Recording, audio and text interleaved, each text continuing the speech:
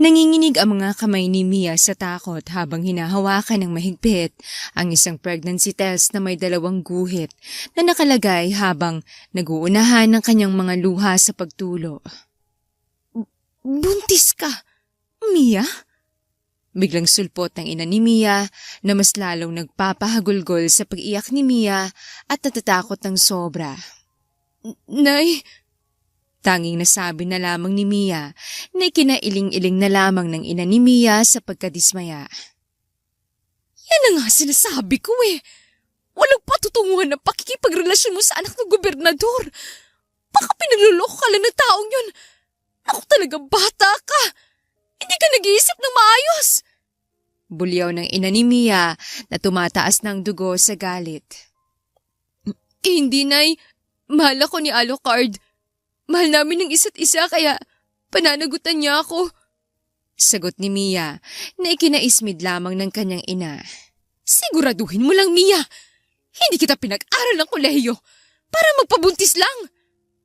Galit na sabi ng ina ni Mia sabay umalis. Umiiyak na tumakbo palabas si Mia, dala ang positibong pregnancy test. Tumakbo siya papuntang bahay ng kanyang nobyo upang ipagpaalam sa kanya na buntis siya. 3:00 na ng hapon kaya sobrang init sa labas. Pero hindi yon binigyang pansin ni Mia. Siguradong matutuwa yon. Matagal na niyang gustong magkaanak eh. Salita ni Mia, sabay pinunasan ang kanyang mga luha. Inayos ni Mia ang kanyang sarili at itinago sa blusa niya ang dala niyang pregnancy test, sabay pinindot ang doorbell sa mansyon ng kanyang nobyo. Na maya't maya pa ay bumukas ang gate at niluwal ang isang kasambahay. Ano pong sa atin, miss? Tanong ng kasambahay. Si Alucard po. Nasa kwarto po si senyorito. Paalis na rin po sila. Bakit? Ano ba ang sa atin, miss? May sasabihin lang po sana ako sa kanya. Hindi magawang sabihin ni Mia sa kasambahay na girlfriend siya ng senyorito. Dahil isa sa mga napagkasunduan nila ay sekreto munang kanilang relasyon sa publiko. Sige po. Hintayin mo na lang sila, miss. Pababa na rin ang mga yun. Ani ng kasambahay na ikinatango na lamang ni Mia. Oh, nandito na pala sila, senyorito. Narinig ni Mia kaya lumingon siya. Nagulat ng sobra si Alucard nang makita niya si Mia. Mabilis na lumabas si Alucard at iginiya si Mia papunta sa likod ng pader. Anong ginagawa mo rito, Mia? Hindi ba't sinabi ko sa'yo na huwag kang pupunta rito nang hindi nagsasabi sa akin? May bahid na inisasalita ni Alucard. Napatulala na lamang si Mia tiningnan ng mariin ang ayos ni Alucard. Sobrang formal na kasuotan ni Alucard na parang may magarang party na dadaluhan.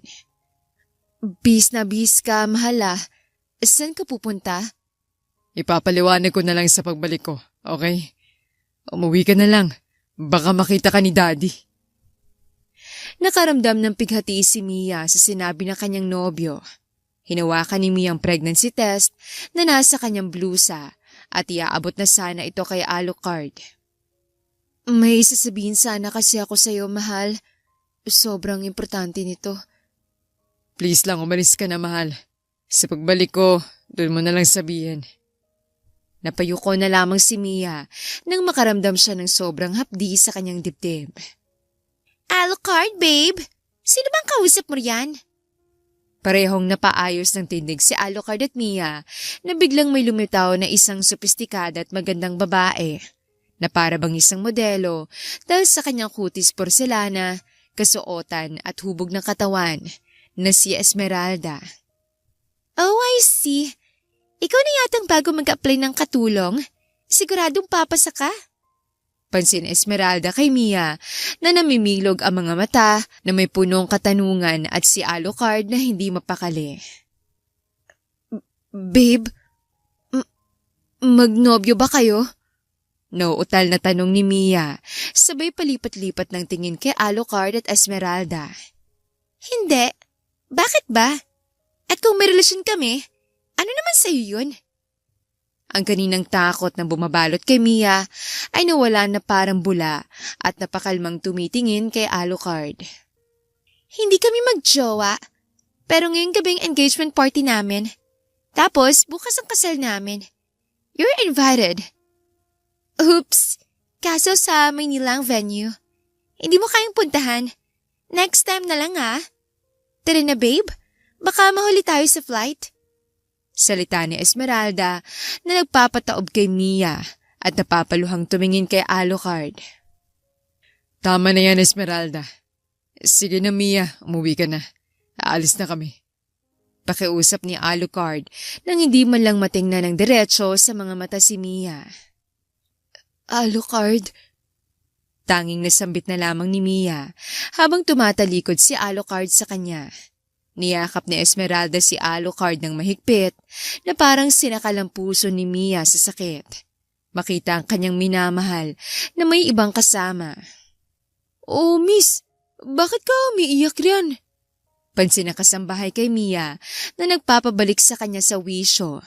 Mabilis na pinahira ni Mia ang kanyang mga luha at pilit ngumiti sa kasambahay.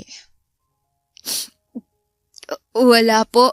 Naiyak lang ako sa sobrang tamis nila eh. Sige po, mauna na ako. Palusot ni Mia sabay. Mabilis na tumalikod at tumakbo habang humahagulgol sa pag-iyak. Huminto si Mia sa pagtakbo nang naglalabong kanyang paningin dahil sa kanyang luha. Tumigil siya sa tapat ng malaking kahoy at doon nilabas ang kanyang masamang pakiramdam. Bakit ganun, mahal? Akala ko ba ako lang? Hindi ba't nangako ka na? Tayo na habang buhay? Pero bakit naman ganun? May fiancé ka na tapos bukas asawa na. Salitang mag-isa ni Mia habang naglalaro sa kanyang isipan ang nasaksihan niya kanina. Mabuti na lang hindi ko sinabi sa iyo na buntis ako. Mas lalong kukuhang mundo ko kapag marinig ko mula sa bibig mo na ayaw mo sa batang to. Sabi pa ni Mia na may namumuong galit sa kanyang dibdib. How dare you, Alucard? Sinusumpa ako. Hindi mo malalaman na may anak ka sa akin. Galit na ani ni Mia, sabay pinunasan ang kanyang mga luha, pero walang silbi pa rin yon dahil patuloy pa rin na rumaragasa ang kanyang mga luha. Oh, ano? May napala ka ba sa nobyo mong senyorito? Bungad ng ina ni Mia na nakaabang talaga sa pintuan ng kanilang bahay. Humahagulgol sa pag-iyak si Mia sabay umiiling-iling na ikinabuntong hininga na lamang ng ina ni Mia ng malalim. Ayan na nga ang sinasabi ko sa iyo, Mia eh. Ay, saad na lamang ng ginang at hindi natiis na yakapin ng mahigpit si Mia na nanginginig pa sa pagkawasak ng kanyang puso. Manloloko siya, Nay. Sabi niya ako lang mahal niya. Yun pala may fiancé at ikakasalo siya bukas. Paano na ako nito, Nay? Parang batang umiiyak na nagsumbong si Mia sa kanyang ina. Walang nagawa ang ina ni Mia kung hindi haplusin na lamang ang kanyang likuran at pinapatahan ito sa pagngawa. Shhh! Tahan ka na, anak. Hayaan mo na yang walang yang lalaki. Isipin mo na lang anak mo. Ani ng ina ni Mia na para bang tinanggap na ang nangyayari sa kanyang anak. Hindi ka galit, Nay? Hindi mo ba ako itatakwil? Pasensya na po talaga. Makakaya ko bang hayaan ka na lang? Wala na tayong magawa. Nandiyan na yan eh. Ang gawin mo na lang, mag-focus ka sa pag-aaral at akong bahala sa apo ko.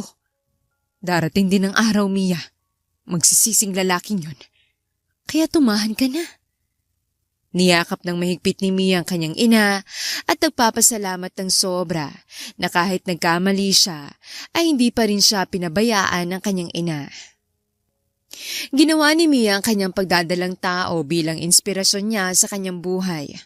Iniisip palagi ni Mia na hindi na siya kagaya dati na isang dalaga pa. May bata na siyang bubuhayin sa kanyang sinapupunan. Lumipas ang 6 na taon, masayang pinapaliguan ni Mia ang kanyang kambal na anak na sina Allen at Ace. Parehong mga lalaki na manang-mana talaga sa kanilang ama kaya takot na takot si Mia ang umuwi sa probinsya dahil alam niyang kahit sinong taga roon, makikilala at matutukoy talaga nila ang kambal niya kung sinong ama nila. Ayan, tapos na. Si Kuya Allen munang mauuna. Wait ka lang dyan, Baby Ace, ha? Lambing na sabi ni Mia, sabay pinunasan ng tuwalya ang panganay sa kanyang kambal, saka ito kinarga papuntang kama at binalikan si Ace, ang bunso sa kanyang kambal. Ma, kailan ulit namin makikita si Lola? Tanong ni Ace habang binibihisan sila ng damit ni Mia. Oo nga, Ma. Miss ko na makapaglaro kay Lola. Segunda naman ni Allen. Mga anak, kaya nga nakabihis kayo dahil susunduin natin si Lola sa airport. Si Lola muna mag-aalaga sa inyo. Maghahatid sa school dahil busy si Mama sa work. Paliwanag ni Mia na ikinaindak ng kambal sa tuwa.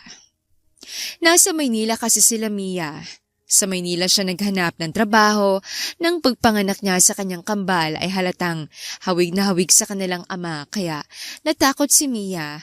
Baka pati ang kanyang mga anak kukunin sa kanya. Mula rin ang huling tagpuan ni Alucard at Mia ay hindi na sila ulit nagkita pa. 6 na taon na ang lumipas. Pagkatapos ng lahat ng pag-aayos ay pumara na sila ng taxi papuntang airport. Hindi naman mawala ang ngiti sa kambal at excited sa kanilang mga mata na makikita ang kanilang lola. Alam niyong bata kayo, nakakatampo kayo ng sobra. Drama ni Mia na may panguso pa talaga. Bakit naman, Ma? Bakit parang mas mahal niyo pang lola niyo kaysa sa akin? Mahal na mahal ka kaya namin, Ma. Sadyang na-miss lang namin kabanding si Lola eh. Sorry, Ma. Natawa naman si Mia sa naging reaksyon ng kanyang kambal sa dramahan niya. Kaya hindi niya napigilang kurutin ang mga pisngi nito sa gigil. Joke lang naman mga anak. Basta behave lang kayo Mahal na mahal din kayo ni Mama, sobra. Nakangiting sabi ni Mia at niyakap ang kanyang kambal. Yes po, Ma. Noted po. Yeah. Maya't maya pa ay dumating na sila sa airport. Agad nilang nakita ang ina ni Mia, kaya naman halos magtatalon sa pagtakbo ang kambal na sinalubong ang kanilang lola. We miss you, Lola! Palambing agad ni Ace sa kanyang lola na agad siyang kinarga ng lola. Miss naman din kita, Lola eh. Bakit sa Ace lang binuhat mo? Nagtatampong ani ni Allen. Nakong mga bata kayo. Halika dito. Dito ka kay Mama. Tawag ni Mia kay Allen na ikinailing ng bata kaya natawa na lamang ang lola. Mahina na ang buto ko mga apo kaya hindi ko na kayo parehong mabubuhat. Ang lalaki na ninyo kasi. Sige, para fair, wala akong bubuhatin. Saad ng lola at ibinaba si Ace. Tsaka hinawakan na magkabila ang kamay ng kambal. Kayo talaga? Maawa naman kayo sa lola nyo. Hayaan mo na sila anak. Namiss lang talaga siguro nila ang kanilang lola. Siyempre naman po! Miss ka namin sobra ni Ace! Nabangiti na lamang si Mia habang hinihilang maleta ng kanyang ina. Saan niyo gustong kumain guys? Tanong ni Mia sa kanyang kasama. Jollibee, Ma! Jollibee, Mama! Sabay na sigaw ni Allen at Ace na parehong paborito ang Jollibee. Ay, Captain! Sagot na lamang ni Mia sa kanyang mga anak na mas lalo silang tumatalon sa tuwa. Pagkapasok nila sa fast food chain, ay agad na nag-order si Mia ng mga pagkaing paborito ng kanyang kambal, sa kanyang ina at para sa kanyang sarili. Kumain sila na nabubusog din sa saya bago sila umuwi sa kanilang apartment na tinutuluyan ni Mia. 5 taon na rin mula nang lumapit si Mia sa Maynila, kaya naman medyo matagal na rin siya sa apartment nila. At laking pasasalamat din ni Mia na home-based lang ang kanyang pagtatrabaho sa loob ng 5 taon. Kaya nga pinapapunta ni Mia ang kanyang ina para alagaan ang kanyang anak. Dahil simula bukas ay papasok na talaga si Mia sa workplace bilang head ng financial management na department. Kinabukasan, maagang gumising si Mia at hinanda ang kanyang sarili sa trabaho. Mabuti na lamang at malapit lang sa apartment nila ang paaralan ng kanyang kambal, kaya wala siyang iisipan pang problema. Alis na ako, ma. Ingat kayo mamaya. Paalam ni Mia, sabay nagmano sa kanyang ina. Half day lang kasi ang pasukan ng kambal at tuwing hapon lang yon. Sige anak, ako nang bahala sa kanila. Mag-iingat ka rin. Sagot naman ng kanyang ina bago lumabas ng tuluyan sa apartment at nagpara ng taxi. Pagdating ni Mia sa malaki at prestigyong kumpanya, agad siyang pumasok sa loob at nagtanong sa front desk kung saan ang financial na department. Unang beses kasing magtrabaho ni Mia sa kumpanya talaga kaya nga naman, hindi siya kilala ng ibang mga empleyado, maliban lang sa financial na department. Bakit? Ano sa atin ba, miss? Tanong ng babae. Kinuha ni Mia ang kanyang ID saka pinakita sa babae kaya nasurpresa ito. Pasensya na po ma'am, ngayon na po kasi kita nakita rito. Paumanin ng babae. Hindi okay lang. So, saan nga ba? Sinamahan ng babae si Mia hanggang sa nakarating sila sa assigned department ni Mia. Oh, Ma'am Mia! Ang ganda mo po pala sa personal, ma'am! Masiglang bati ng kanyang assistant na si Joyce habang inalalayan si Mia sa kanyang desk. Ano ka ba, Ma'am Joyce? Nahihiyang ani ni Mia. Tanging si Mia at Joyce pa lang ang nakarating sa kanila. Masyadong maaga pa naman at malayo pang simula sa working hours. Ang aga mo naman yata, ma'am. Kasi nga baka maligaw ako. Mabuti na lang sinamahan ako nung nasa front desk. Ah, kaya pala. Eksakto rin dahil may meeting mamaya. May bagong partners daw ang boss. Kailangan nandun tayo para sa budgeting. Ani ni Joyce na ikinatango na lamang ni Mia. Salamat, Ma'am Joyce ah. Ikaw lang talaga medyo kilala ko rito. Dahil alam mo na, home-based kasi ako. Salita ni Mia. Okay lang yan, madam. You can always count on me. Nang mag-alas 9 na ng umaga, pinatawag na sila ni Mia at ni Joyce para sa isang meeting. Kaya naman naghahalong kaba-takot ni Mia dahil unang beses niyang ma-expose sa kanilang working place. May ibang nakakakilala na sa kanya habang ang iba naman ay nagtataka pa rin kung sino siya. Oops! Sorry! Nasabi na lamang ni Mia nang may bumangga sa kanyang babae at nabuhos ang kapeng dala nito sa kanyang sandal. Ah!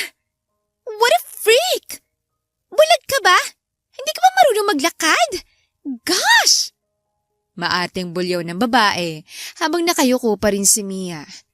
Sorry po ma'am. Kayo naman pong bumangga sa akin eh. Palaban ni Mia habang inaayos ang kanyang suot.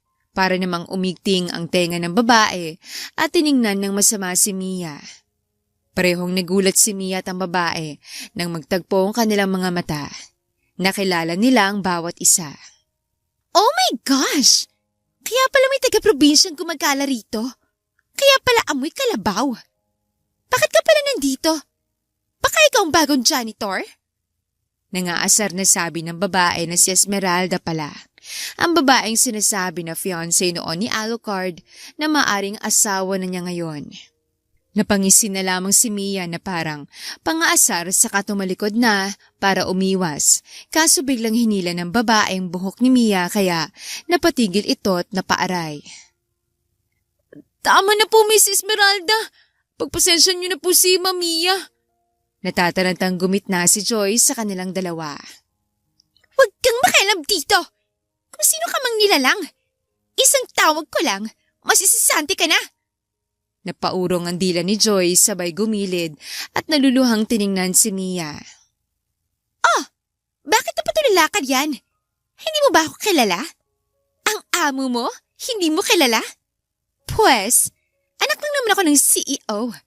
Malapit ang ilipat sa akin to. Pati na rin ang bagong partnership ng kumpanya namin ng asawa ko. Kaya you better watch out sa binabangga mo. Matapang na pagmamayabang ni Esmeralda na hindi man lang nagpapatinag kay Mia. Ang iniisip niya ay si Alucard. Baka muling magtatagpo ang kanilang landas. Anak ka pala ng CEO. Kaya pala ganyang kaumasta. Bulong ni Mia sa hangin. Ano? May sinasabi ka? Sabi niya po ma'am na swerte mo raw, nakakainggit ka. Nagulat si Mia sa sinabi ni Joyce. Tiningnan lamang ni Joyce si Mia na nagpapahiwatig na sumabay ka na lang, kung hindi, lagot ka. Dapat lang wala na akong oras sa mga hampas lupang katulad nyo. Shoo! Mahanging salita na Esmeralda sa kamaarteng naglakad paalis at binangga pa talaga ang balikat ni Mia na ikinangiwi niya. Pasensya ka na mama, ganyan talaga yung si Miss Esmeralda. Anak ng may-ari kasi kaya wala tayong magagawa. Paumanhin ni Joyce, sabay na ayos ang damit ni Mia. Wala ka namang kasalanan. Tara na, baka mahuli pa tayo. Hindi na lamang binigyang pansin ni Mia dahil alam niya ang ganyang ugali ng tao nang hindi ito magpapatalo, isang taong uhaw sa atensyon. Pagkarating nila Mia sa tapat ng conference room, ay biglang may kabang sumibol sa kanyang dibdib. Kaya napapikit na lamang siya at saka huminga ng malalim. Relax ka lang, madam. Fight! Nasa gilid mo lang ako. Cheer up ni Joyce kay Mia na kahit papaano ay nabawasan ang kaba ni Mia, knowing na may kakampi siya. Naunang pumasok sa loob si Joyce, saka naman sumunod si Mia. Ngumingiti sila bawat taong bumabati sa kanila, lalo na kay Mia na ngayon lang nagpakita. So ito palang magaling at talentadong head ng financial department mo, amigo. Nice to meet you, Miss Mia Lopez. It is good to see you around. Ani ng isang stakeholder ng kumpanya, sabay nakipag-shake hands kay Mia. Nice to meet all of you here.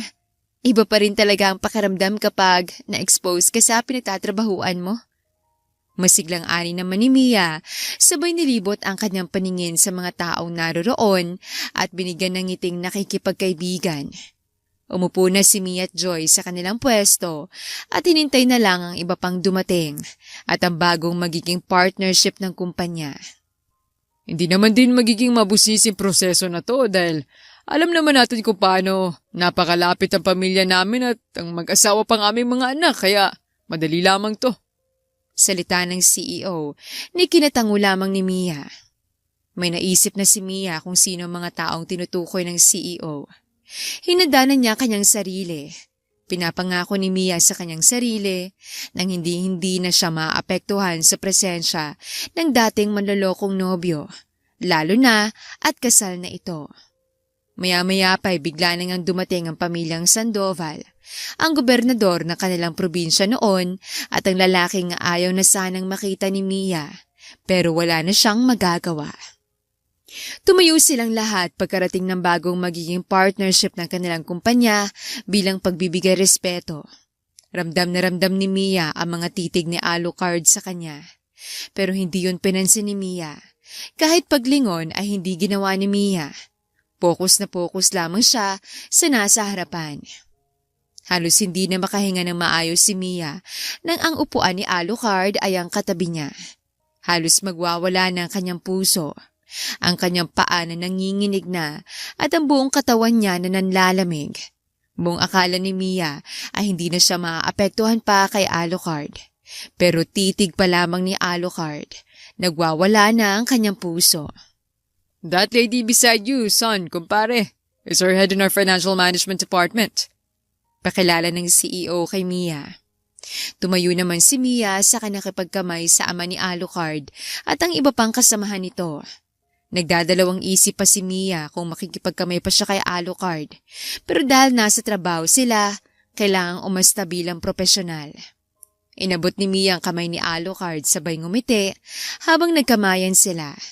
Halos mawala sa balanse si Mia nang maglapat ulit ang mga balat nila ni Alucard at ang pakiramdam ng pagkapangulila. Nice to meet you, Miss Mia Lopez. It is my pleasure to work to someone like you. Ani ni Alucard na nagpapabalik sa wisyo ni Mia kaya mabilis niyang binitawan ang kamay ni Alucard. Pero hinihigpitan ito ni Alucard. Pero nagmamatigas si Mia at pasimpleng tiningnan na masama ni Mia kaya binitawan ni Alucard. Umayos na sa pagkakaupo si Mia at kahit na ganoon, Hindi pa rin siya makakonsentrate dahil ramdam na ramdam niya ang pagsusulyap ni Alucard sa gawin niya. Madam, may something po ba sa inyo ni Sir Alucard? Pasimpleng bulong ni Joyce na ikinareact agad ni Mia sabay umiling. Kanina ka pa kasi niya tinitingnan. Yung tipong tingin na parang miss na miss ka na niya. Dagdag pang bulong ni Joyce na ikinasinghap ni Mia. Huwag mo nang pansinin yun. Mag-focus ka na lang sa harapan at na makagawa tayo ng maayos na budgeting sa financial. Buong tapang na nilabanan talaga ni Mia ang mga pasulyap-sulyap sa kanya ni Alucard at pagkontra sa kanyang sarili, nasulyapan din pabalik si Alucard hanggang sa natapos ang meeting. Ay, thank God! Napaginhawa ng malalim si Mia nang makalabas siya sa conference room. Dumiretso siya sa powder room. Oh, sobrang lalim naman nun, madam. Parang may pinaguhugutan, ah. Biglang sulpot ni Joyce na sumunod pala kay Mia. Naku naman, Joyce. Atakihin yata ako sa'yo sa puso. Pasensya naman, madam. Pero uy, ano yung kanina? Feel ko talaga na may something na namamagitan sa inyo. Nababasa ko sa mga kilos nyo kanina eh. Napasinghap na lamang si Mia sa sinabi ni Joyce. Wala nang pagtaka si Mia. Mapagkakatiwalaan naman din niya si Joyce kaya sinabi ni Mia lahat ang nakaraan nila ni Alucard. Kung paano sila nagsimula at kung paano rin natapos na walang kasiguraduhan. Nasabit din niya ang pagkakaroon nila ng kambal na anak. Atin-atin lang yan muna, Ma'am Joyce ah. Ikaw lang nakakaalam maliban sa nanay ko. Ani ni Mia, na kinatango ni Joyce sabay nagtaas ng kanang kamay bilang pangako at nagsignal na kinandado niya ang kanyang bibig. So, totoo palang pinagtichismisan nila rito? Na ano? Nakasalang daw sa papel si na Miss Esmeralda at Sir Alucard dahil sa kasunduan lamang na kanilang mga ama. Sagot ni Joyce na ikinakunot noon ni Mia na parang hindi naniniwala. Nako, kung ano man yan, hindi na natin problema yan. Problema na nila yan. Ani na lamang ni Mia, saka inayos na ang kanyang sarili. Paano kapag totoo? Sabi mo nga kanina, hindi kayo nakapag-usap ng maayos tungkol sa hiwalayan niyo eh. Pagpilit ni Joyce na nagpapaisip kay Mia. Kapag ganun diduwag siya na tao. Pero wala na yan sa akin. Bahala na sila sa mga buhay nila.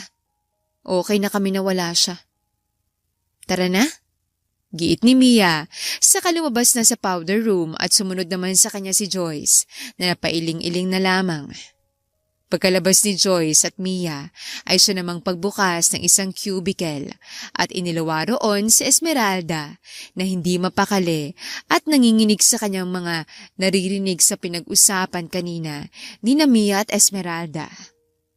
Ay, hindi to pwede. Mas lalong malalamig si Alucard dito sa akin kapag nalaman niyang may anak pala sila ng probinsyanang bruha na yan. Kailangan kong kumilos. Ang tanga ko na hindi ko napansin ng ahas na matagal na palang namalagi sa lungga ko. Kailangan ko na gumawa ng paraan para mapalis siya rito agad. Nag-aapoy sa galit na salita ni Esmeralda sa harap ng salamin. Talagang kumukulo na ang kanyang dugo ng sobra. Lumipas sa mga araw na pagtatrabaho ni Mia ay mas lalong nakita ang kanyang kakayahan at nakilala ang kanyang natural na kagandahan na mas lalong ikinainis na Esmeralda ng sobra dahil pakiramdam niya ay kinukuha ni Mia ang atensyon na dapat para sa kanya lang. I'm looking forward for your department head to discuss budgetary matters in the site. Biglang litaw ni Alucard. Wala si Mia dahil nagpasa ito ng budgetary file sa CEO. Nasa CEO pa po siya. Binili niya rin sa akin na ako na lang daw pong sumama sa inyo sa site. Ani ni Joyce. Thanks but no. Iintayin ko na lamang siya. Protesta ni Alucard at umupo sa isang upuan na ikinaawang ng bibig ni Joyce. Maya't maya pa ay bumalik na si Mia. Nagulat siya nang masilayan niya si Alucard pero tinatagan niya ang kanyang sarili at kumilos lamang ng natural. Mr. Sandoval, what's up? Bungad ni Mia kay Alucard. What kind of employee are you? Hindi porket may assistant ka, iaasa mo na lahat sa kanya. O hindi kaya naapektuhan ka pa rin sa nakaraan? Mahinang sabi ni Alucard na eksaktong sila lang ang nakarinig na ikinaasar ni Mia. Anong pinagsasabi mo riyan, Mr. Sandoval? Anong nakaraan na sinasabi mo? Maang-maangan ni Mia na ikinatuwid ng mga kilay ni Alucard. Senyalis na hindi niya nagustuhan ang sinabi ni Mia. Sinabihan ko na siya, madam, pero ikaw talaga ang gusto niyang makasama eh. Singit ni Joyce na parehong napataob kay Mia at Alucard. Wala na ngang magagawa pa si Mia kung hindi sumama kay Alucard sa site na pupuntahan nila. Ang masakla pa roon, medyo malayo ito dahil medyo probinsyang bahagi ito. Magtatayo sila ng bagong branch at bagong kumpanya na pagsasama-samahin ng kumpanya nila. Nasaan yung ibang kasamahan? Tanong ni Mia nang nasa garahe na sila. Doon na lang daw magkikita-kita. Diretsyong sagot naman ni Alucard. Naunang pumasok si Alucard sa kanyang kotse. Nagdadalawang isip pa si Mia kung sasabay ba siya sa lalaki. Ano pang iniintay mo riyan? Gusto mo pa bang buhatin kita? Napaigtad si Mia dahil si bigla ang sabi ni Alucard. Sasakay ako? Tanong ni Mia na parang natataranta. Alangan namang maglalakad ka papunta sa site. Pabalang na sagot ni Alucard na ikinarolyo na lamang ng mga mata ni Mia sa kabinuksan ng pintuan ng kotse. Oh, bakit ka riyan sa likuran? Gagawin mo pa akong driver eh. Hirit na naman ni Alucard na ikinanguso ni Mia sa asar. Dami mo namang arte. Nasabi na lamang ni Mia at sinunod ang gusto ni Alucard upang matahimik na ang bibig. Lumipat sa harapan si Mia at pilit pinagsabihan ng kanyang sarili na kumilos lang ng maayos at natural. Maya-maya pa'y pinaandar na ni Alucard ang kotse at tinahak na nila ang daan. Tahimik lamang si Mia sa gilid habang tumitingin sa labas ng bintana. Hindi na lamang iniisip na katabi niya ng mga oras na yon si Alucard. Walang naglakas loob na magsalita sa kanilang dalawa ni Alucard at Mia sa buong biyahe. Tanging ang tugtog ng musikong nagbibigay buhay sa loob ng sasakyan. 2 oras ang lumipas ay nakarating din sila sa site. Pagkaparada ng kotse ay agad na bumaba si Mia sa kotse upang maigalaw ang kanyang paa at ma-stretch dahil para itong nag-cramps. Oh, bakit wala pa kahit isang tao rito? Pansin ni Mia nang nilibot niya ang kanyang paningin sa site. Walang tao. May maliit lamang na tent ang nakaayos sa gilid ng napakalawak na lupang pagtatayuan nila. Hindi ko alam. Baka papunta pa lang. Sagot naman ni Alucard.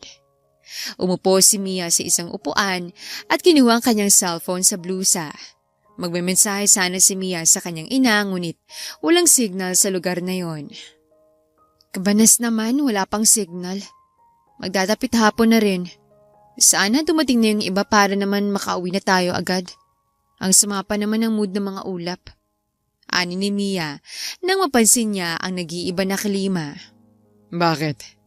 Ayaw mo ba na makasama mo ko? Napalingon si Mia sa kinaroroonan ni Alucard at kinunutan siya ng noo. Sino bang magkakagustong sumama sa mga taong manloloko? Na parang laruan lang ang nararamdaman ng babae. May kirot na sagot ni Mia na naalala naman ang pag-iwan sa ere ni Alucard. Paano mo naman nasabing naloloko ka ng taong yun? O hindi mo man lang pinakinggan ang opinyon niya? Bakit pa kailangan? Plastic ba mga mata ko upang hindi makita ang panloloko niya? Natameme na lamang si Alucard at napakuyom na lamang sa inis. Hindi niya makakayang magsalita dahil palaging kinokontra lamang ni Mia. Biglang umihip ang hangin ng sobrang lakas na nagbabadya ng masamang klima na kahit anumang oras ay uulan na ng malakas. Mabilis na pumasok si Alucard sa kotse at pinaandar papuntang tent habang si Mia ay nakahalukip-kip lamang sa tabi. Iniisip kung anong maaaring mangyari. Pumasok ka rito. Motoridad na utos ni Alucard kay Mia nang nagsimula ng nagsipataka ng ulan. Malas naman talaga. Umalis na lang kaya tayo hanggat hindi pa malakas ang ulan. Nanginginig na ani ni Mia. Mas delikadong magmamaneho kapag umuulan ng malakas at ang hangin. Bakit pa kasi? Trip mo lang ba to? Bakit wala ibang kasamahan nating naririto? Umiinit na ang ulo ni Mia, lalo na't mag-aalas 5 na ng hapon. Kailangan niyang umuwi. Siguradong mag-aalala ang kanyang ina at mga anak niya kapag hindi makauwi. I'm really sorry. Gusto ko lang kasing makausap ka patungkol sa atin. Hindi ko naman din alam na may biglaang bagyo. Ani ni Alucard na ikinaigting ng panga ni Mia sa galit. So trip mo ngang mapadpad tayo rito sa site? Hayos naman Alucard. Kailan ba talagang dumating sa ganito? Gusto lang naman kitang makausap eh. Gusto ko magkaliwanagan tayong dalawa. Oh, talaga Alucard? Galing sa'yo yan? Bakit? Hindi ka ba naliliwanagan sa nangyayari? Hindi pa ba maliwanag sa'yo? Ang niloko mo ko? Bakit? Ano mo ba ako Alucard? Para usan lang? Hindi napigilang bulyaw ni Mia at napaiyak na lamang. Ikaw nga tong hindi ako hinintay. Hindi ba sinabi ko magpapaliwanag ako pag uwi ko? Bakit nawala ka? Naghintay ako Alucard. Pero wala.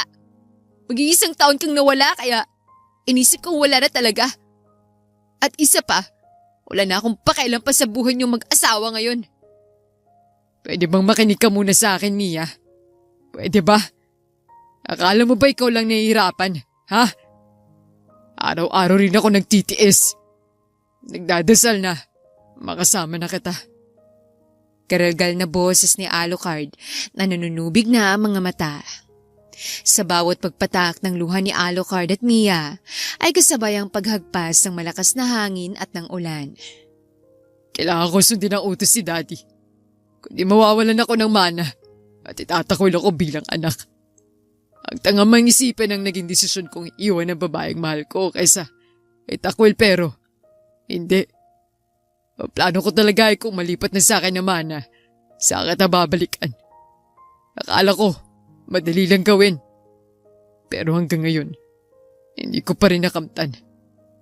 Dagdag pang sabi ni Alucard na humahagulgol na sa pag-iyak. Hindi lahat ng iniwan mo ay may babalikan ka pa. Kailangan ko na umuwi, Alucard. Sigurado nag-aalala ng mga anak ko. Umiiyak na ani ni Mia sa labis na paghinagpis sa kanyang mga anak. Hindi sanay ang kambal na matulog na wala siya. May anak ka na? Bakit? Kayo wala pa ba? Ang hina niyo naman palang mag-asawa. Stop saying that na may asawa na ako. Kung alam mo lang kung gaano ako nasusuklam na makasama babaeng yun. Asawa ko lang siya sa papel, Mia. Hindi sa puso. Hindi ko siya mahal. Ikaw ang mahal ko, Mia. Galit na ani ni Alucard na hindi na lamang binigyang pansin ni Mia. Mas nangingibabaw ang pag-aalala niya sa kanyang mga anak. Wala ka na magagawa. Yan ang pinasok mo eh. Di harapin mo. Paninigas ni Mia at napaiyak na lamang na niyakap ang kanyang sarili. Mag-aalas 8 na ng gabi nang tumilang ulan at kumalma naman ang ihip ng hangin.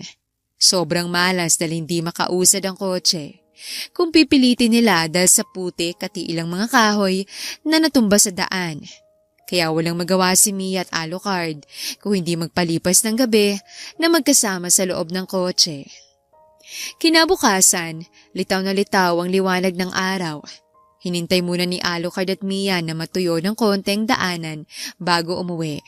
Mabuti na lamang at may pagkain si Alucard na nasa kotse niya, kaya kahit papano ay may nakain sila.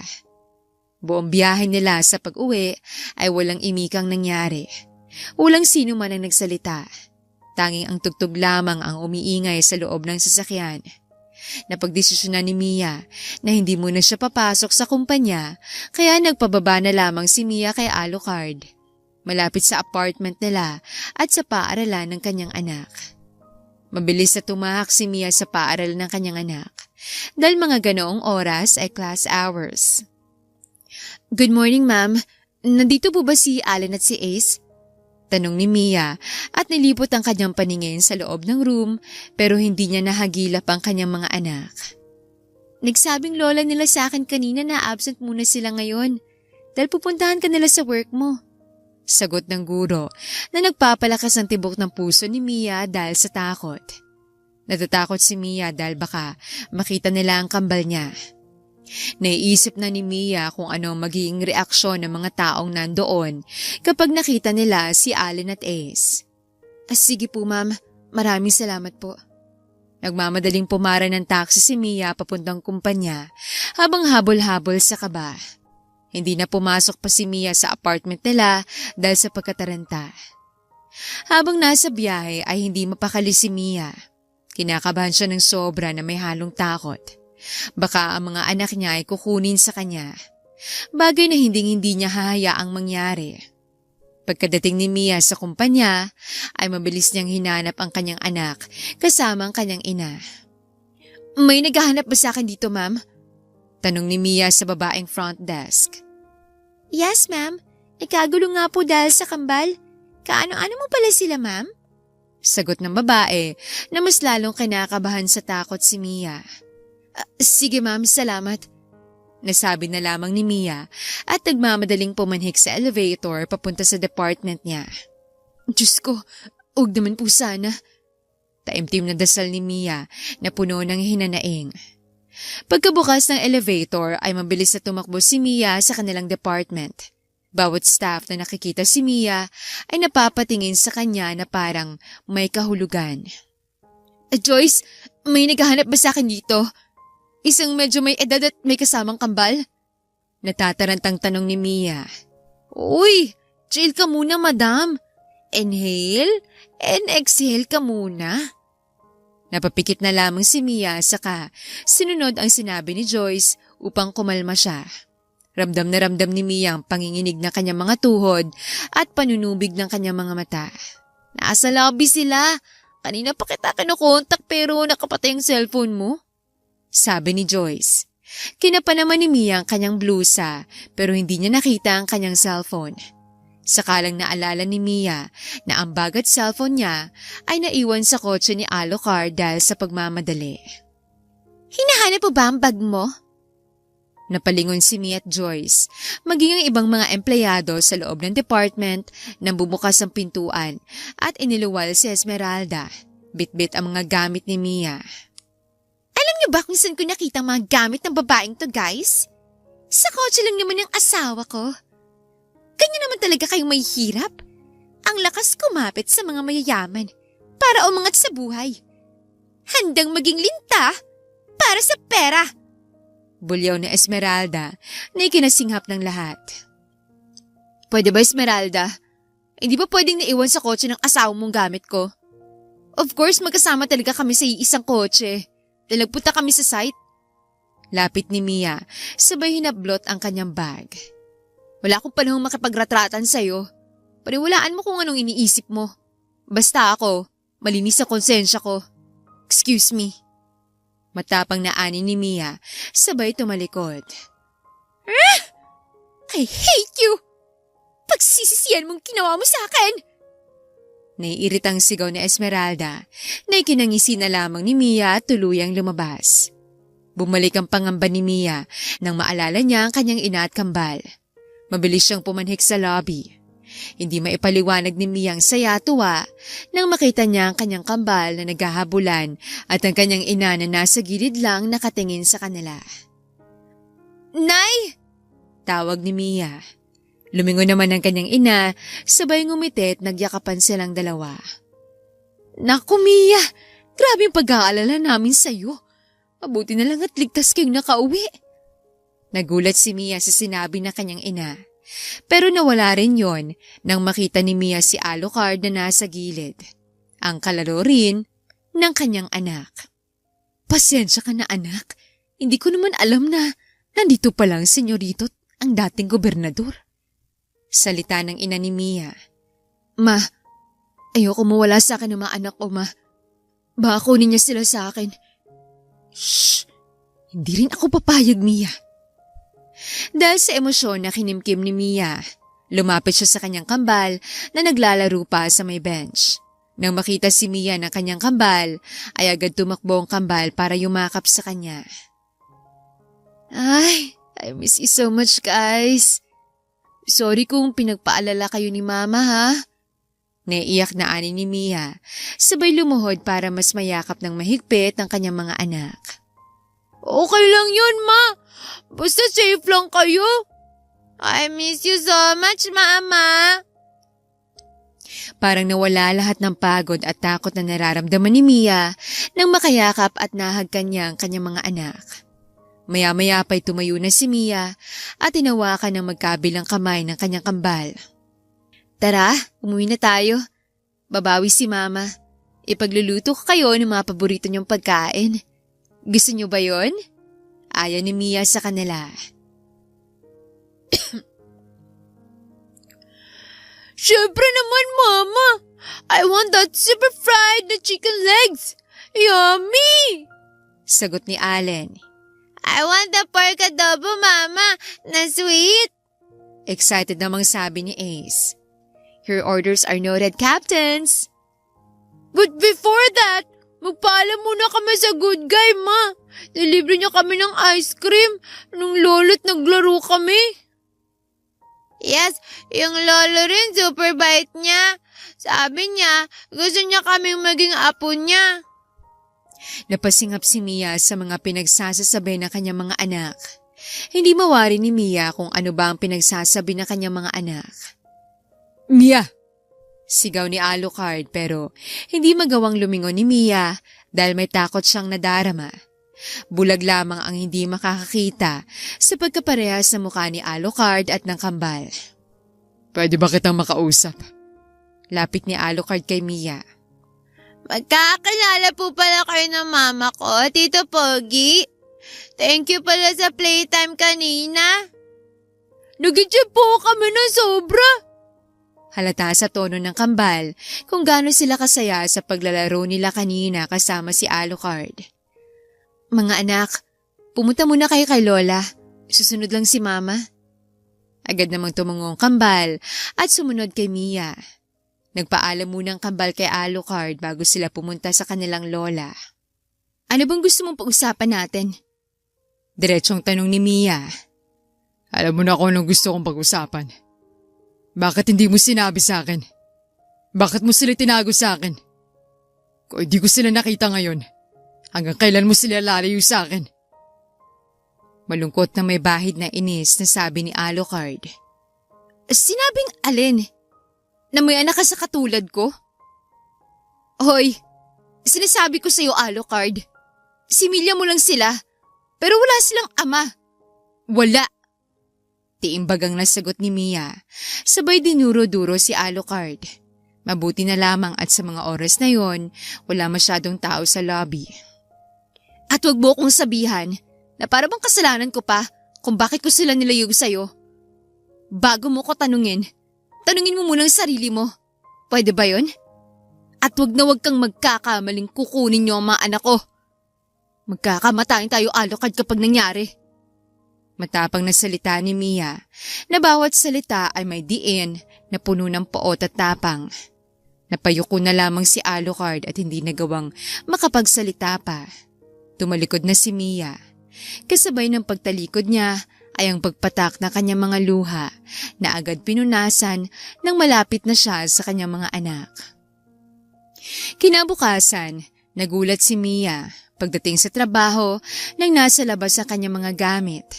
Tiningnan lamang ni Mia si Joyce na sobrang lungkot na nagpapakaba kay Mia. Oops! Not so fast, Promdi girl. Mabuti naman at nandito ka na. Kunin mo na mga gamit mo at umuwi ka na. You are fired, dear. Eksena ni Esmeralda na kinakunot lamang ng noo ni Mia. Fired for what reason? Wala naman akong ginawa ah. Wow! Feeling malinis? Wala kang nagawa? Hindi ba? Consider ang pakikipaglandi sa taong may asawa na? Kanyang ba talaga kitid ang pag-iisip mo? Itali mo yung asawa mo sa'yo para kahit saan ka magpunta, kasakasa mo. Dahil sa matapang na pagsigaw rin ni Mia kay Esmeralda, bumuo ng tensyon sa paligid at atensyon ng mga nakapaligid. Aba! Kanya na ba talaga makabit ngayon? Matapang na! Inis na ani ni Esmeralda na halatang kumukulo na ang dugo. Praning ka talaga, no? Ilang taon ka na nga? Ang tanda-tanda mo na. Pero nakadepende ka pa rin sa mga magulang mo. Hindi ba't mas nakakahiya yun? You know what? Eh di aalis na ako. Hindi ko rin sisiksik ang sarili ko sa makikitid na utak na kagaya mo. Hindi din naman ako ang mawawalan. Matapang din nasagot ni Mia, sabay kinuha ang kanyang mga gamit. Napatameme lamang si Esmeralda sa sinabi ni Mia na para bang isang bato na kanyang nalunok at natamaan siya ng sobra. At ito patandaan mo, Ma'am Esmeralda. Asawa ka lang, pero hinding mahal. Goodbye. Pahabol pa ni Mia. Nakitang-kita kung paano namula ang buong mukha ni Esmeralda, sabay tumakbo dahil sa hiya. Na ikinangisi lamang ni Mia. Aalis ka na ba talaga, madam? Gawa-gawa lang naman yun ni Ma'am Esmeralda. Hindi talagang CEO nagpaalis sa'yo. Lapit ni Joyce kay Mia. Ayoko rin magtrabaho sa isang lugar na may taong galit sa'yo. Hindi natin alam kung ano pa ang sabotaheng gagawin niya sa susunod. Mag-apply na lang ako sa iba. Sagot naman ni Mia habang inaayos ang kanyang mga gamit. Kung yan talaga ang gusto mo, madam, wala na akong magagawa. Tulungan na kita dyan. Sagot na lamang ni Joyce, saka tinulungan si Mia sa pagdala ng kanyang mga gamit palabas ng kumpanya. Pumara agad si Mia ng taxi. Nagpaalam at nagpasalamat muna sila sa isa't isa ni Joyce bago sila naghiwalay. Pagkadating ni Mia sa apartment nila, laking gulat niya na nandoon si Alucard sa labas ng apartment. Anong ginagawa mo riyan? Tanong ni Mia kay Alucard. Tumingala si Alucard na sobrang mugto ng kanyang mga mata na nagpapaantig kay Mia. Mahinang ani ni Alucard na sobrang pula ng kanyang buong muka. Anong nangyari sa'yo? Bakit ka nagkaganyan? May halong pag-aalala na tanong ni Mia. Biglang tumayo si Alucard at niyakap si Mia. Napaigtad si Mia nang maramdaman niya ang sobrang init na katawan ni Alucard na parang nag-aapoy sa lagnat. Ang taas ng lagnat mo. Ano ba kasi nangyari sa'yo? Anong ginagawa mo rito? I'm sorry. Sobrang init ng hininga ni Alucard na dumadampi sa leeg ni Mia. Bigla nawala ng malay si Alucard kaya nababahala ng sobra si Mia. Humingi si Mia ng tulong sa isang guard na buhatin si Alucard. Wala nang magawa pa si Mia kung hindi ipasok sa apartment niya si Alucard na kailangan niyang alagaan at ipairal ang kanyang konsensya. Hindi mapigilan ni Mia na makaramdam ng pag-aalala para kay Alucard habang pinupunasan niya ng bimpong katawan ni Alucard. Tiningnan niya ang pulsuhan nito at may tibok pa naman ito. Ano bang nangyari sa'yo? Bakit ka nagkaganyan? Tanong ni Mia na para bang naririnig siya ni Alucard. Nahihimigan ni Mia na may hindi magandang nangyari kay Alucard dahil wala pa itong dala kung hindi ang kanyang sarili lamang at hindi nakakotse. Nang maghapon na ay nagtaka rin ang ina ni Mia at ang kanyang kambal sa kanilang bisita. Pinaliwanag ni Mia ang nangyari sa kanila at naintindihan naman din nila. Bro! Tumabi ka nga kay Tito Pogi! Utos ni Alin kay Ace. Kahit na nagtataka si Ace ay sinunod niya ang utos ng kanyang kapatid. Tingnan mo, Mama! Magkamukha si Bro at si Tito Pogi! So, ako rin. Para na kami triplets, Mama. Inosenteng sabi ni Allen na sobrang saya. Parang siya ang papa natin, bro eh. Nagkatinginan si Mia at ang kanyang ina sa mga inasal ng kambal. Napabuntong hininga na lamang si Mia. Anak, siguro panahon na para malaman nilang totoo. Para masagot ang kanilang munting katanungan. Kalabit ng ina ni Mia. Napayuko na lamang si Mia. Siguro nga, Ma, pero wag muna ngayon. lalo na sa ganitong sitwasyon. Ikaw bahala, Mia. Karapatan din ng kambal na malaman nila. Sige na mga anak, maghugas na kayo ng kamay at maghapunan na. Ani ni Mia na hindi pinansin ang tanong kanina ni Ace. Yes, Mama!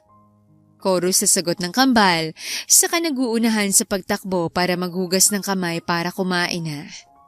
Matapos maghapunan, ay pinatulog ni Mia ang kanyang kambal bago siya pumasok sa bakanting silid kung saan nakahiga si Alucard na hindi pa rin gumigising.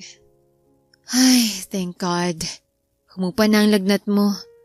Hindi ka na ganun kainit pero hindi ka pa rin gumigising. Nalulungkot na ani ni Mia, sabay hinawakan ang kamay ni Alucard. Naguguluhan na talaga ako sa nangyayari. Bakit ba patuloy pang pinagtagpong nakaraan? Para saan pa? Para ba ipalalang masilimuot na nakaraan niyo? Napaiyak na lamang si Mia habang inaalala ang mga nakaraan nila ni Alucard na hindi niya lubos maisip na magwawakas pa pala yun. Wala rin silbi kung patuloy na itatago ko si Alan at Ace sa'yo. Para na rin sa kapakanan ng mga anak ko. Papayag akong hiramin mo sila sa akin. Pero wag na wag mo silang kukunin sa akin dahil hindi ko kaya yun. Napahagulgol sa pag-iyak si Mia habang hinahawakan ang kamay ni Alucard ng mahigpit. Nakayukong umiiyak si Mia sa gilid ng kama. Iniisip ang mangyayari sa kanya kapag mawalay sa piling niya ang kanyang mga anak. Mia, bakit ka umiiyak dyan? Hindi pa naman ako patay Malalim na salita ni Alucard na ikinatigas ng buong katawan ni Mia. Umiiyak? Hindi no? Mabuti naman gising ka na. Pilit pinapatigas ni Mia ang kanyang boses habang mabilis na pinunasan ang kanyang mga luha bago tumingala kay Alucard. Asus, hindi mo ko maloloko. Yung mga mata mo, kilalang kilala ko yan. Sagot naman ni Alucard. Narinig mo ba lahat ng mga sinabi ko? May sinabi ka ba? Wala, never mind. Teka, kukunin ko muna yung sopas mo para mas lalo ka nang gagaling. Sabi na lang ni Mia, sabay pumanhik sa kusina at kinuha ang sopas na niluto niya kanina na inilagay niya sa microwave para uminit. Ano palang nangyari sa'yo? Usisa ni Mia, sabay nilapag ang dala niyang sopas sa maliit na lamesa. Ito lang palang paraan para kausapin mo ko na mahinahon. Sabi ni Alucard na nanunubig ang mga matang nakatingin kay Mia. Pipiliin ko na lang na magkasakit araw-araw. Kung kapalit naman na yung makausap ka ng ganito. Dagdag pang sabi ni Alucard at tumulo na mga luha. Shhh! Huwag ka magsalita ng ganyan, Alucard. Mia, gusto kong malaman ang katotohanan na mismong galing sa'yo. Magpagaling ka muna. Saka natin pag-usapan ng bagay na yan. Kainin mo na to, baka lumamig na. Ani ni Mia na ikinangisi ni Alucard sa tuwa. Magpapasubo pa sana si Alucard kay Mia pero hindi yon gumana kay Mia. Lumabas si Mia sa silid at saka tumulong kanyang mga luha na puno ng paghihirap.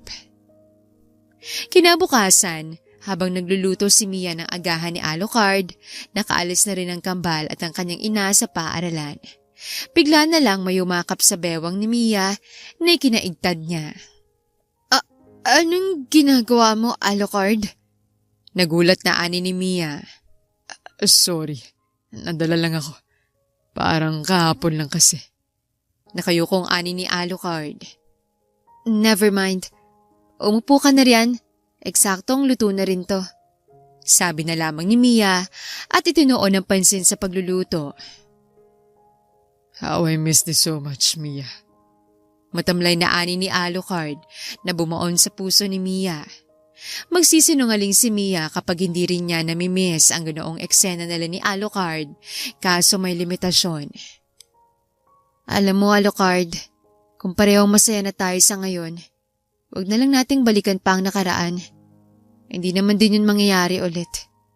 Hindi ako masaya, Mia. Kahit kailan, hindi ako masaya nang nagkaalayo tayo. Napahinga ng malalim si Mia nang maramdaman niyang humihikbi naman si Alucard sa kanyang likuran.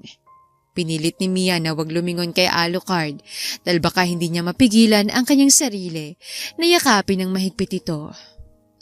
Mia, lumayo na ako sa kanila. Isinuko ko na lahat.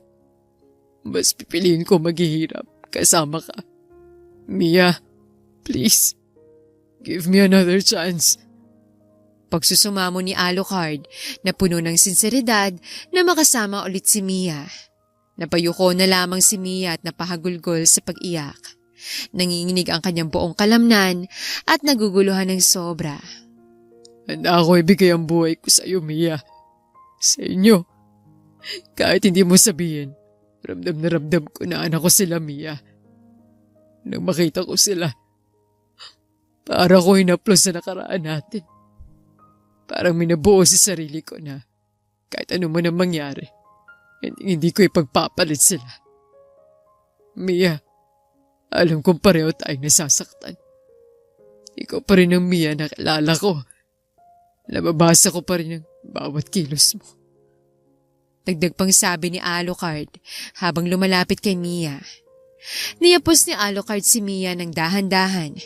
Nanginginig na hinagka ng ulo ni Mia na parehong rumaragas sa mga luha na puno ng paghihirap. Mga ilang minuto ring nanatili si Mia at Alucard sa ganoong posisyon. Hinayaan lamang ni Mia si Alucard na yakapin siya na nagpaparamdam kay Mia ng sobrang saya na para bang may tinik na natanggal sa kanyang dibdib na ikinaginhawa niya ng malalim. Shh, sige na. Lamamig na ang pagkain. Tama muna sa dramahan. Kalas ni Mia sa pagkayakap ni Alucard sa kanya. Hinablot ni Alucard ang pulsuhan ni Mia kaya napaharap si Mia at nagkalapat ang katawan nila ni Alucard. Ikaw na rin ang nagsabi na nababasa mo mga kilos ko. Pero, paano na yan ngayon? Hindi ka sanay sa buhay ng ganito. Paano ka na ngayon? Talaga bang umalis ka sa poder niyo? Paano na rin ang kasalan niyo ni Esmeralda? Natatarantang tanong ni Mia na ikinangisi lamang ni Alucard sabay pindot ang ilong ni Mia na nakukyutan sa inasal nito. Isa-isa lang. Mahinang kalaban. Huwag ka mag-alala. Kaya kong sarili ko. May pera ko sa bangko na iniipon ko nang hindi alam ni Dad. Gagamitin ko yun para panimula sabay pambawi sa inyo ng mga anak natin. Ani ni Alucard ni kinakunot noo lamang ni Mia. Sinong nagsabi sa'yo na okay na tayo? Na pwede ka nang bumawi sa mga anak ko? Kahit hindi mo ako papayagan, gagawin ko, Mia. At parte rin sa kasal namin ni Esmeralda sa papel. Matagal nang nakaanal yun. Pero hindi namin pinapaalam sa mga magulang namin dahil kahit si Esmeralda, hindi yun alam. Dahil linakaw ko lang fingerprint niya. Dahil alam kong hindi yun lalagda eh. Napatawa ng mahina si Mia sa sinabi ni Alucard sa hulihan na pati rin si Alucard. Ala ka, ginawa mo yun? Hindi ba't illegal yun? Of course, powers will do. Huwag mo na isipin yun. Ako na bahala. Tara, excited na akong matikman ulit ang luto mo. Sumang-ayon na lang si Mia sa sinabi ni Alucard dahil nagre-rebelde na rin ang kanyang bulate. Kaya hinanda niyang agahan nilang dalawa at para silang magjowang nag-date na nabubusog rin sa bawat isang kwento at saya. Lumipas sa mga araw, dinahandahan ni Mia at Alucard ang kambal sa kung anuman sila. Kinausap din ni Alucard ang ina ni Mia sa kanyang side rin. Naintindihan naman ito ng ginang at pinaubaya kay Mia kung ano man ang magiging desisyon nito. Iyon na din ang sa kanya. Linggo, walang paso kaya namasyal si Mia at Alucard sa kanilang kambal. Hindi na sumamang ina ni Mia para ibigay sa kanilang oras. Ang siya talaga, Mama! Para tayong isang pamilya! May mama at papa ka! Natatawang ani ni Allen habang pinupunasan ni Mia ang kanyang likuran dahil kanina pa sila tumatakbong naglalaro. Kaya nga, ganito pala pakaramdam kapag may papa. Pwede po bang maging papa ka namin, Tito Pogi. Ani naman ni Ace na sabay, nagkatinginan si Mia at Alucard. Guys, may sasabihin si Mama sa inyo. Makinig kayo ng maayos Sana huwag kayong magalit kay Mama Salita ni Mia, sabay hinawakan na magkabilang kamay ng kanyang kabal habang nakaluhod upang magkapantay sila. Ano po yun, Mama? Mga anak, kilala niyo naman si Tito Pogi niyo, diba? Pwede niyo siyang tawaging Papa. Dahil siyang Papa niyo. Nakaginhawa ng maayos si Mia nang sa wakas ay nasabi niya sa kanyang mga anak ang ikalawang tinik na nakabaon sa kanyang dibdib. Bakit naman kami magagalit sa iyo, Mama? Masaya nga ako dahil ang gusto naming maging papa ay talagang totoo naming papa. Ani ni Ace sabay niyakap si Mia saka lumapit kay Alucard sabay yumakap din. Oh, bakit ka naiiyak, anak? Hindi mo ba nagustuhan? Sorry, anak. Pansin ni Mia kay Allen. Nang nanunubig ang kanyang mga mata, umiiling-iling lamang si Allen. Masaya po ako, Mama. Sa wakas, complete family na tayo. Hindi na ako mahingit sa ibang mga bata. Napaiyak si Mia sa sinabi ni Allen. Mabilis na lamang ni Mia na pinahira ng mga luha ni Allen. Huwag kayo mag-alala, anak. Babawi sa inyo si Papa. Bigyan mo nga ng mahigpit na yakap si Papa. Nangungusap na ani ni Alucard. Mabilis namang lumapit si Allen sa kanyang ama at humahagulgol na niyayakap ito. Napatingala na lamang si Mia at napangiting tinitingnan ang kanyang mag-ama na mabilis nagkasundo. Totoo talaga ang lukso ng dugo. Napatango na lamang si Mia kay Alucard nang nagpasalamat ito sa kanya sabay nag-thumbs up. Dahil sa saya ni Mia ay hindi niya mapigilang sumama sa kanilang yakapan na sobrang emosyonal sa saya na matagal na nilang inaasam-asam.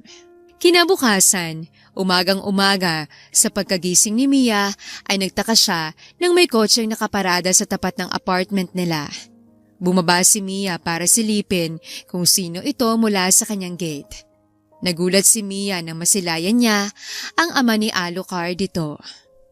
Mr. Sandoval? Good morning. How can I help you? Kausap ni Mia kay Mr. Sandoval. Tila nagtaka pa si Mr. Sandoval sa pagkausap ni Mia sa kanya. Ikaw pala, Miss Lopez. Oh, wala. Napadaan lang ako. It's nice to see you. Nauutal na sagot ni Mr. Sandoval na halatang natataranta. If you wanted to know kung nasa loob ba si Alucard, yes po, nasa loob po. Gusto ko sana siyang makausap kaso nagdadalawang isip ako. I wanted to say sorry and take him back. Napangisi si Mia sa sinabi ni Mr. Sandoval. At the same time, nakaramdam ng sakit. Alam niyang darating talagang araw na yun na kung saan ibabalik nila si Alucard at hindi sila kasama. Sige po, pumasok na lang po kayo. I'm sure na matutuwa yun. Why are you so jolly? Hindi ka ba galit sa akin? Bakit naman po ako magagalit sa inyo? Nakadepende naman po yun kay Alucard. Sabi na lamang ni Mia. Nahiya ako sa sarili ko nang hindi ko pinakinggan ang anak ko sa gusto niya. Pero nang makita kong kambal na kamukhang kamukha ni Alucard, parang hinahaplos ang puso ko na para bang gusto ko silang makasama. Alam ng Panginoon kung gaano ko gusto na magkaroon ng apo. Ilang taon nang kasal sila Alucard kaso hindi nila ako nabibigyan pa ng apo. I'm sorry, Miss Lopez, sa mga inasal ko. I wanted to be part of your family too. Natauhang sabi ni Mr. Sandoval na ikinagulat ng sobra ni Mia, hindi niya yon inaasahan. Mia na lang pong itawag niyo sa akin.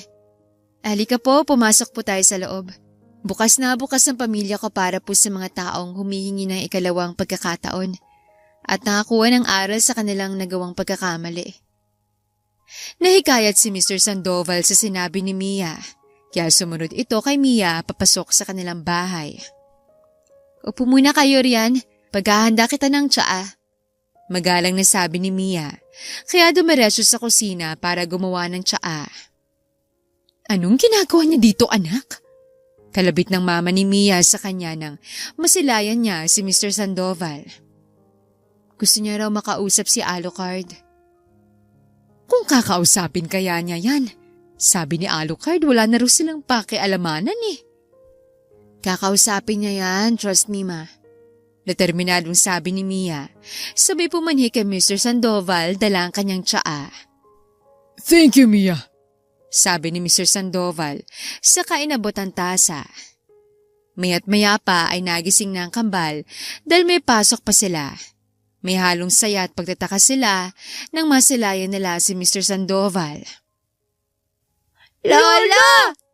Sabay na sigaw ni Allen at Ace at nag-uunahang tumakbo palapit kay Mr. Sandoval para yumakap na nagpapasaya kay Mr. Sandoval.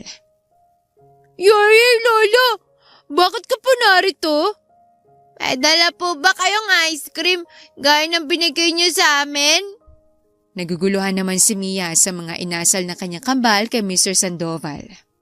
Magkakilala kayo? Pagtataka ni Mia, nasabay na ikinatango ng kambal. Yung time na pumunta sila sa kumpanya. Totoo nga sigurong lukso ng dugo. Plus, kamukhang-kamukha sila ni Alucard. Nagkalaro kami at binigyan ko sila ng ice cream. Kaya pala.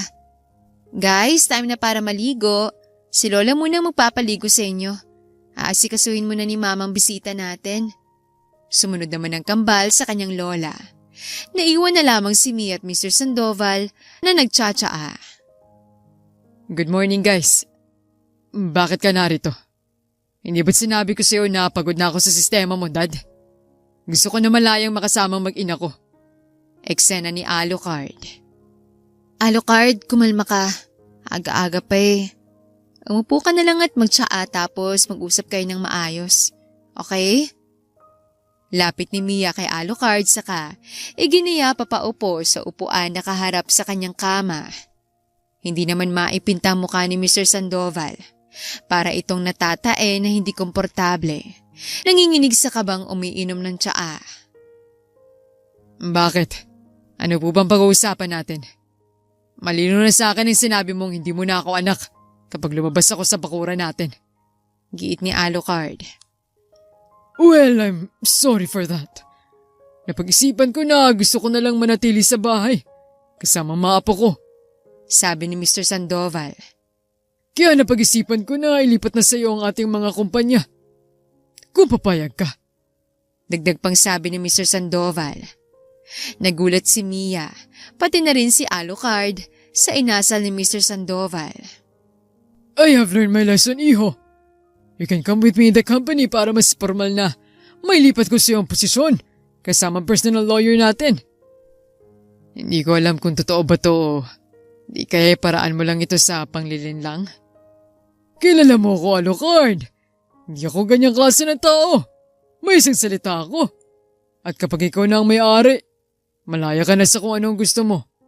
Basta't ang tanging hiling ko lamang sa iyo ay hayaan mo akong makasamang mga apo ko. Nakaramdam ng tuwa si Alucard at ang kanyang ama nang tinanggap ni Alucard ang offer ng kanyang ama na nagpapasaya rin kay Mia. Tatanggapin ko yan, Dad. Kung siyempre, tatanggapin mo rin si Mia bilang daughter-in-law mo at asawa ko. Of course naman, iho. Pasadong-pasado sa akin. Kung gusto mo, ngayon agad magpakasal na kayo eh. Huwag na muna, Dad. Ayoko madalay ng kasal namin ni Mia. Bilang pag-uwi ko sa kanya, hayaan ko sa kanya kung anong gusto niyang mangyari sa kasal namin. I want her to have her dream wedding come true. Ani ni Alucard sabay tiningnan si Mia sa mga mata na puno ng saya. Kung anong gusto niyo, doon na rin ako. Basta bigyan niyo ako ng isang katutak na mga apo. Hirit ni Mr. Sandoval ni kinapupulan na lamang ni Mia at napatawa si Alucard. Anyway, thank you so much, Dad, for making this happen. Maraming salamat, Mr. Sandoval, sa pagtanggap mo sa akin at sa mga anak ko. Do not mention it, Ihan. Please call me Dad too. Saan pa ba yan mapupunta kung hindi doon naman? Masayang-masaya ako para sa inyo. Sabi ni Mr. Sandoval na hindi napigilan ni Mia at Alucard mapaluha sa tuwa. Dahil sa wakas, wala nang hadlang sa kanilang mga puso. Wala nang nagawa pa sina Esmeralda nang nilabas ni Alucard ang annulled paper nila. Hindi nagalit si Esmeralda dahil natauhan ito sa mga salita ni Mia. Nagparaya si Esmeralda at ay ginugol ang sarili sa pagtatrabaho. Hindi rin naglaon ay nagpakasal si Mia at Alucard sa isang beach wedding at syempre, ring bearer at Bible bearer ang cute na cute nilang kambal. Mas lalong umunlad ang kumpanya nila, Alucard. Pero kahit na ganoon, nanatiling bumawi ito sa kanyang mag-ina at namuhay silang masaya at mapayapa. Sa buhay, hindi natin mapigilang humusga agad sa isang pangyayari. Mabilis tayong mag-overthink at paniniwalaan agad kung anong ating nakikita. Nagiging one-sided na lamang tayo. Sana ugaliin nating makinig muna sa kabilang side bago tayo manghusga at bumuo ng desisyon dahil hindi mo alam, kagaya mo, nahihirapan at nasasaktan rin sila na ang palaging iniisip mo ay ang masamang epekto na hindi naman talaga. Palaging tatandaan na kapag kayo ay nakatadhana, magkalayo man, ay ipagtatagpo rin.